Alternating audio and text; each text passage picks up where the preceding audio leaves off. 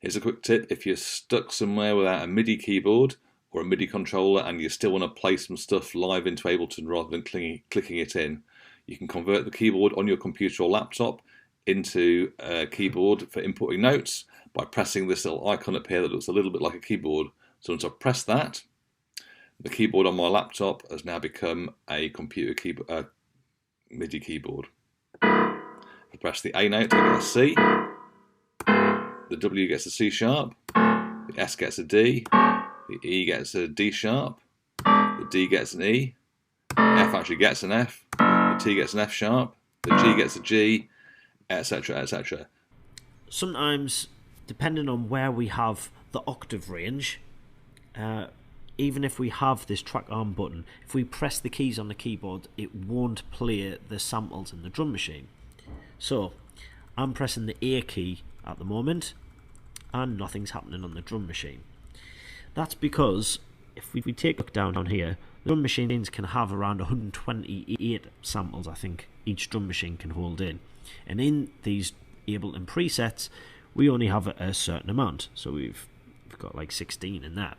And we can see where the samples are on here by them being lit up or being white. Now, when I'm pressing the A key, if we take a look at the drum machine down here, we can see that it is receiving MIDI information. We can see, you know, when I press a key, it's lighting up.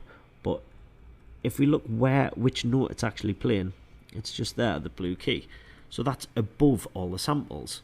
So that means we're in an octave too high.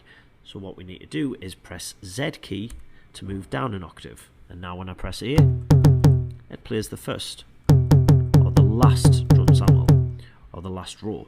So I'm still too high, so I need to go down the octave again. So press Z again, and now we're playing the first sample.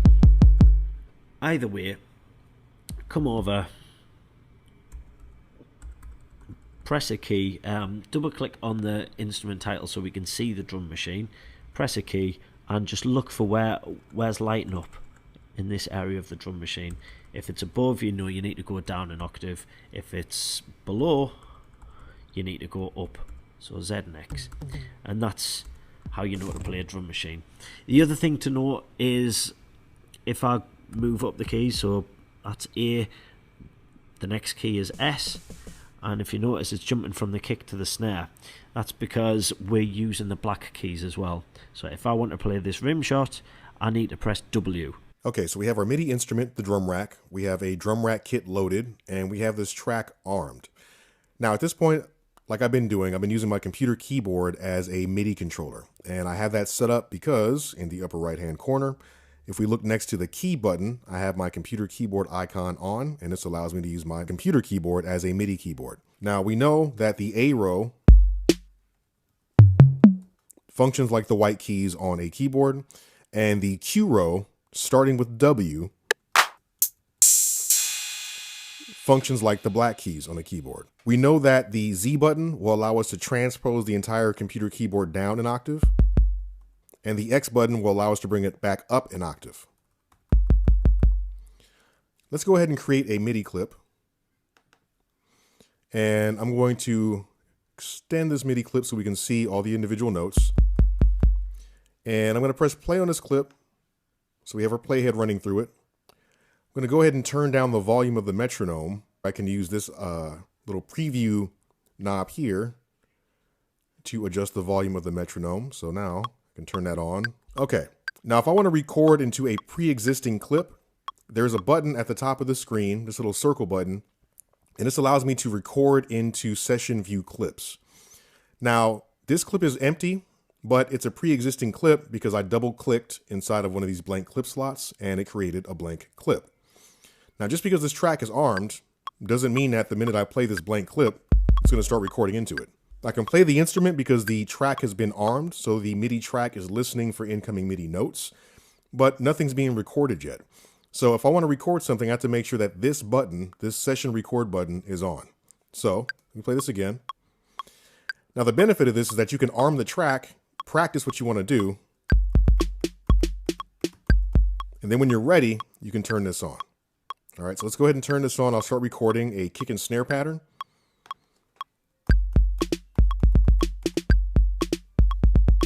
So let's say we want to begin a musical idea by loading in a piano sound.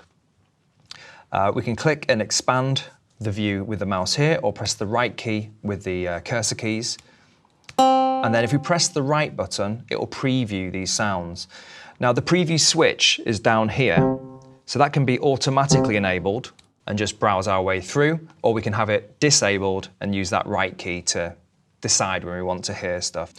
So in terms of piano, there's actually a piano sound I know I like. So I'm actually going to use the search box at the top of the browser instead, and it's a grand piano. So now that's narrowed down all the options I have for loading in piano sounds to ones that only have the name grand piano in them. So if I go down to this bottom one here, I think that's the one I want. Now, in order to load that in, this is actually an instrument, so this will work by either playing a MIDI keyboard to trigger the instrument and create the sounds, or to sequence MIDI notes within a clip, a MIDI clip, and have the instrument be triggered that way. So what I first need to do is get this instrument or device into a MIDI track. So the default template in Ableton Live already has 2 MIDI tracks available, so I can either drag and drop that to a track, and then in our device view, you see it at the bottom of the Ableton Live interface. Or another option is we can drag that to where it says drop files and devices here, and it will both add the device and a container track for it to be hosted within. So either way, we need to make sure record arm is on if we want to use our keyboard. Or from this point onwards, we can move either in session view and start sequencing MIDI notes in there to trigger these, or we can move to arrangement view and create, if we click here, a MIDI clip, and then again, add our actual programming, our MIDI programming in at that stage too. Once you've loaded the instrument, it's going to show up in the device editor down here on the bottom of the screen. If you don't see the device editor, you can click this arrow on the bottom right hand of the screen, or you can hold down Shift and press the Tab key on your keyboard to switch between the device editor and the clip editor. Now we can load a preset by clicking on this hot swap button right here on the top right of the drum rack. You can find all the drum rack presets that come with your version of Ableton Live by clicking on Drums, or going down to Places and clicking on Packs. Every version of Ableton Live comes with the core library, so I'm going to load up a drum kit from the core library. Click on this arrow next to it, and open up the folder that says drums, and then I'm going to load the 606 core kit. Now I can come down here and exit out of hot swap mode by clicking on the little orange X. Now you can play the drum kit you loaded on your MIDI keyboard or controller, or you can play it on your computer keyboard by activating the computer MIDI keyboard on the top right. Let's start by making a drum beat. First, go to the top of the MIDI track with the drums on it and create a new clip. Just right-click in an empty cell and select Insert MIDI Clip. This should bring up the clip editor in the bottom of the screen, but if it doesn't for some reason, we already know that we can use Shift and Tab to switch back and forth between the device editor and the clip editor. All the names of the samples in our drum rack will show up on the left side of the clip editor. To audition these sounds, click on the little headphone icon with your mouse, and then you can click on the keys to hear what each sample sounds like. Now we can start drawing in notes by double-clicking in some of these empty areas on the grid. You can also use the pencil tool by coming up and clicking on the pencil up in the top right of the screen, or using the B key on your keyboard. You can draw in several notes at a time really quickly and easily like that. I'm going to go ahead and put in some hi-hats on some eighth notes here. I'm going to use the closed hi-hat over here.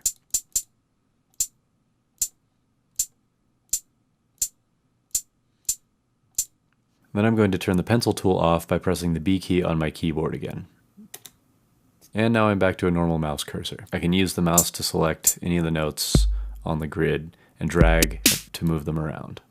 We can also move notes around in time by clicking on them and using the left and right arrows on our keyboard. We can also change the sample that's playing by clicking on a note and using the up and down arrows on our keyboard. Let's add one more symbol. And now let's double the length of this loop by clicking on the button over here on the left that says Duplicate Loop. And we'll remove that symbol we added on the second bar by double clicking on it to delete it. Now we have a 2-bar drum loop.